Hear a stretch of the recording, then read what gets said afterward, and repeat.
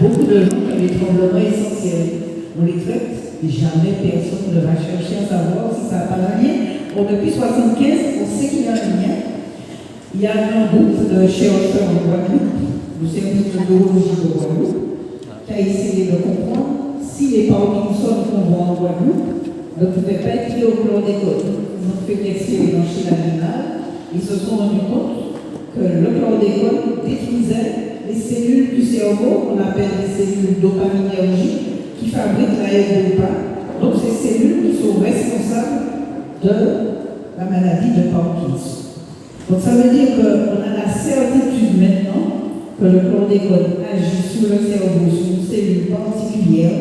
Cette cellule, elle est responsable de la maladie de Parkinson. Ça a été fait à l'université en Guadeloupe. Et ce qu'on a compris aussi, c'est que ces mêmes cellules qu'on appelle dopaminergiques, in utero, c'est-à-dire au moment où se forme le fœtus, c'est elles qui sont responsables de la mémoire visuelle, de l'attention, de la lecture, tout le circuit qui permet les apprentissages chez l'enfant. Et c'est pour ça qu'on a vu que l'étude Timoun qui a été faite chez les enfants en Guadeloupe a montré que le chlordécone va donner des troubles des apprentissages, des troubles de la mémoire visuelle, des troubles de la lecture, un retard cognitif, etc. Donc la boucle est bouclée, c'est-à-dire qu'au départ, on constatait qu'il y avait des pathologies, on ne comprenait pas pourquoi, les études ont montré pourquoi, comment ces pathologies sont liées directement au chlordécone. Et malgré tout, aujourd'hui encore, tout le monde dit, et rien n'est prouvé. Quand vous écoutez les confrères, ils vous disent, oui, mais de toute façon, il n'y a pas d'études. Il faut faire des études. Il faut prouver. On ne le sait pas. Et pourtant, il y a eu une séance de Guadeloupe sous le professeur Multinier qui a prouvé qu'il y a un lien entre le taux de chlordécone in utero, si la maman est enceinte avec le chlordécone, son enfant a un risque d'avoir un retard cognitif, c'est-à-dire une baisse aussi intellectuelle, des troubles de la mémoire visuelle. Les troubles de la mémoire visuelle, c'est corrélé à l'intelligence, c'est-à-dire si vous avez une baisse de la mémoire visuelle, vous avez une baisse de l'intelligence, et ça, on le sait. Quand vous avez des troubles, des tremblements qui vont entraîner des dyspraxies, on a des troubles de la sensibilité visuelle au contraste, c'est-à-dire que tout ça a été démontré, et par contre, on est toujours en train de refuser cette idée. Alors, quand vous écoutez, moi j'écoute les nouvelles comme ça, souvent en première, vous le voyez, le rectorat qui nous dit cette année, on a ouvert les 53 classes de ZEP. J'avais noté tout ça, donc peu importe. J'ai compris que plus de 50% de la population des élèves en Martinique sont en zone d'éducation spécialisée, prioritaire. Ça veut dire que plus qu'un enfant sur deux ne saura jamais bien lire, ni compter, ni calculer. On va lui apprendre, il va adonner, mais il ne sera pas une notice, il va prendre une notice s'il est plombier ou s'il est électricien. Et ça, c'est grave. Plus de 50%. Et alors, chaque jour, on est obligé d'ouvrir 2 classes supplémentaires, on est obligé de mettre encore des profs supplémentaires dans les classes, parce que nos enfants ont des difficultés à lire. Bon, on se dit, bon, mais c'est une difficulté, on dédouble. Mais personne ne se dit, il faut que la femme enceinte n'ait pas de chlordécone dans son sang. Sinon, la machine continue à fabriquer des enfants en difficulté. Et c'est là que nous avons quelque chose dans la tête qu'il faut changer. Parce qu'on ne cherche pas la source, on cherche une solution à un problème qui s'aggrave. Et tous les enseignants savent qu'ils ont de plus en plus d'enfants qui n'arrivent pas à lire. Vous leur expliquez la lecture, vous leur réexpliquez la lecture, vous réexpliquez la lecture. Ils arrivent en CM2, ils arrivent en 6e, ils n'arrivent pas à lire. Non pas, c'est ça qui est important parce qu'ils sont débiles, c'est parce que le circuit qui permet de lire est perturbé. Parce qu'on a tout le circuit dans le langage. Le circuit dans le langage écrit, le circuit du cerveau qui passe par ces cellules dopaminergiques qui sont détruites. Donc vous allez beau apprendre à l'enfant à lire, il va adorer, il va répéter, mais il ne va jamais comprendre qu'il a lu là que c'est au-dessus surtout. Il n'a jamais compris ce que ça veut dire. C'est les troubles 10. Ce sont les troubles 10. Et vous avez de plus en plus de troubles 10. Et ce qui est particulier, c'est que les professionnels orthophonistes psychomotriciens, tout ça vous disent, c'est drôle, et quand on essaie de les mettre dans des tests classiques, ça ne colle pas bien. Ça veut dire que ce n'est pas de la dyslexie qu'on a connue avant, on est devant quelque chose de toxique. Les choses, et ce n'est pas des enfants qui ne sont pas intelligents. L'enfant ne pourra jamais calculer, il ne comprend pas. Et vous avez des fois des adultes qui vous disent, mais moi je suis comme ça, j'arrive pas à faire une addition. La personne, elle a vécu comme ça, elle a passé ses examens, mais elle n'arrive pas à comprendre une multiplication. Parce qu'on a un circuit du cerveau qui a été pénalisé, et plus on continue à prendre le chlordécone, moins on va régler le problème. Donc on a la question biologique, on a la question de la fertilité, et récemment, il y a un certain nombre d'études chez l'homme qui ont montré que ça va se reproduire sur plusieurs générations. C'est-à-dire que comme l'homme se reproduit plus vite que l'homme, on peut faire des études sur 3 générations de rats. Et on s'est rendu compte que ces perturbations-là, on va les retrouver sur 3 générations de rats. Alors bien entendu, les gens vous disent que le rat, c'est pas comme chez l'homme. Alors à l'université de Paris, des étudiants qui ont étudié l'épigénétique, c'est-à-dire la façon dont le gène va se transmettre, et qui ont vu que chez l'homme, avec le sang du cordon humain, on peut aussi détecter des signaux qui a une transmission épigénétique.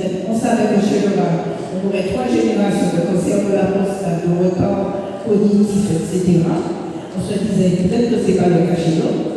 On a montré que tous les signaux de transmission épigénétique se retrouvent dans le cordon humain, dans le sang humain. Ça veut dire que chez nous aussi, on risque, si on ne fait pas attention aujourd'hui, d'avoir sur 3 générations, baisse de la natalité, infertilité de la femme, infertilité de l'homme, trouble du cerveau, du neurodéveloppement, et ils ont montré chez le rat cancer de la prostate. Ça veut dire que 3 générations de rats vont faire des cancers de la prostate. Alors qu'est-ce qu'on vous dit quand on voit ça? Et c'est génétique, on dit, ça rappelle, cancer de la prostate, c'est génétique. C'est parce que vous êtes afro-descendant que vous avez des cancers de la prostate. Non. Le cancer de la prostate des afro-descendants, ce n'était pas le même cancer, c'est le cancer de la personne âgée, et ce n'est pas un cancer agressif. C'est-à-dire que si vous regardez les courbes de cancer de la prostate depuis, disons, les années 50, chez les Européens, les Caucasiens, elle va monter comme ça. Si vous regardez chez les Antillais, elle sera un tout petit peu plus haut, mais elle a la même allure. Si vous regardez les courbes du cancer de la prostate en Martinique et en Guadeloupe, ni en Guyane, ni à La Réunion, c'est très important, ni à Barbade, ni dans la Caraïbe, en 95, ça flèche. Ça veut dire que la courbe était comme ça, un petit peu plus haut que celle des Caucasiens. Et bien en 95, elle monte. On n'a pas changé de nature en 95. On est afro-descendant depuis 3 siècles.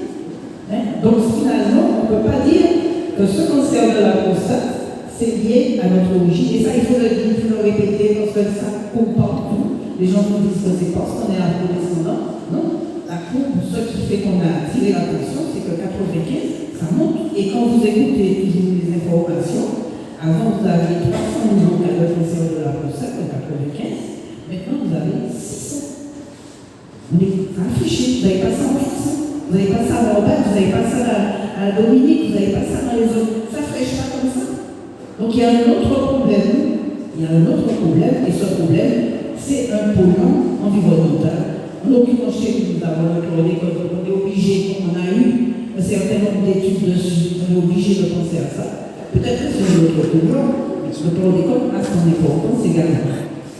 Et par contre, je ne vais peut-être pas être fermé non plus. Par contre, on a une chose sur le cancer de la prostate, c'est qu'en Guadeloupe, nous avons fait toutes les équipes avec M. Piquillet, ils se sont rendus compte que quand un homme a un cancer de la prostate, bien sûr, on n'a pas pu prouver que c'est le chlordécone qui donne le cancer, parce que comme je vous dis, à Oprah, il n'y avait pas de cancer. Ils n'ont pas eu de cancer. Ni de la prostate, et même maintenant, 50 ans après, les ouvriers n'ont pas eu de cancer. Donc ils ne pouvaient pas le justifier que c'était la causalité directe. Par contre, si un homme a un cancer de la prostate, on lui enlève la prostate, son taux de chlordécone est positif, sa survie est plus faible. Plus le taux de chlordécone est élevé, moins il vit. Donc ça a un rôle quand même sur la gravité du cancer. Et ça a un rôle sur la récidive. Ça veut dire que même si un homme a un cancer de la prostate, il se dit, bon, les jeux sont déjà faits, non?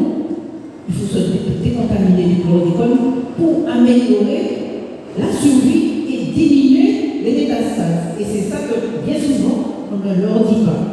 Ça ne va pas régler la question du cancer qui est déjà là.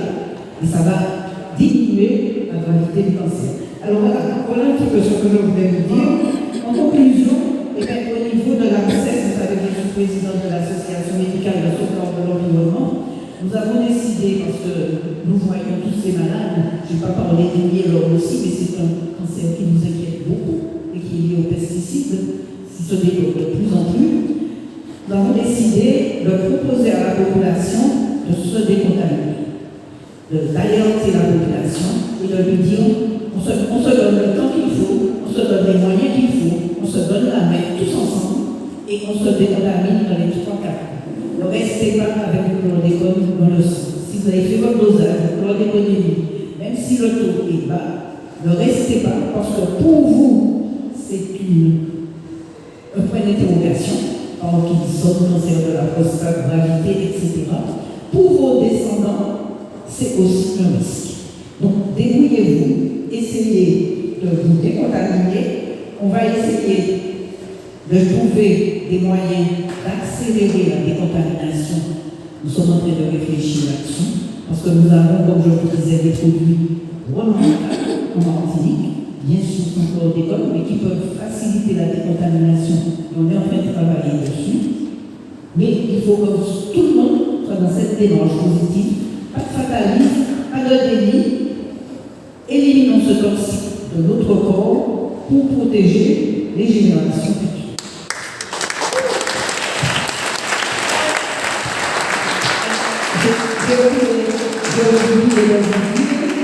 Je voulais dire que vous êtes tous invités à une journée que nous allons faire au Beaumont dans une habitation à la Cour le samedi 23 mai, où justement on va essayer de proposer à la population des moyens naturels de se décontaminer, que nous sommes en train d'expérimenter au niveau de l'ANSES. Donc samedi 23 mai au Beaumont, ce sera gratuit, tout le monde est invité.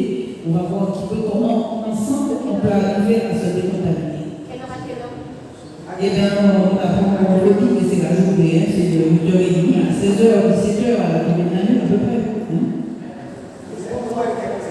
Alors, mon camarade des autres applaudissements, c'est un activité qui encourage parce qu'il a expliqué qu'il y a l'autre information, qu'il y a des études qui fait. Donc, normalement, nous avons d'autres docteurs qui ont trappé le même discours là qui mange au spélage. Donc, en l'aide de l'État, par rapport à l'État qui aussi, contre la biomasse, c'était mange au spélage qui est bon aussi. Donc, peut-être Isa, peut-être vous allez à la retraite, je suis jeune. Pardon. Donc, il a exercé toujours, il est sur le terrain. Donc, ça fait que nous avons continué le travail. Et puis, bien sûr, mais ça fait que pas mis un docteur qui apprend combattre et qui a surtout aussi c'est un discours positif. Positif, c'est-à-dire qu'il faut que nous, pour les têtes, pour les épaules, pour nous arriver, sortir à dans cette situation d'empoisonnement. Alors, c'est en transition pour m'en passer la parole.